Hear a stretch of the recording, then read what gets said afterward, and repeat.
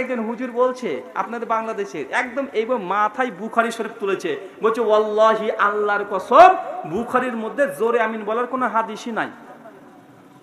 আল্লাহর কসম, আল্লাহর কসম করে 3 বার বলছে যে আল্লাহর কসম বুখারীর মধ্যে আমিন জোরে বলার কোনো হাদিসই নাই। অথচ সহিহ বুখারী প্রথম খণ্ড 104 নম্বর পৃষ্ঠা বাব নম্বর 95 হাদিস নাম্বার 780 81 82 83 পর পর 6খানা হাদিস আছে জোরে আমিন বলা আবু হুরায়রা রাদিয়াল্লাহু তাআলা আনহু থেকে। অথচ বক্তা প্রকাশ্যে জনসাধারণের সামনে বলছে আল্লাহর কসম বুখারীতে জোরে আমিন বলার হাদিস নাই। আসলে বক্তা কিন্তু ঠিকই বলেছে,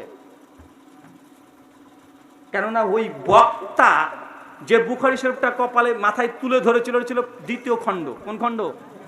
আর আমিন বলার হাদিস ছিল 1ম খণ্ডে। 2য় খণ্ডে আমিন জোরে বলার হাদিস নাই।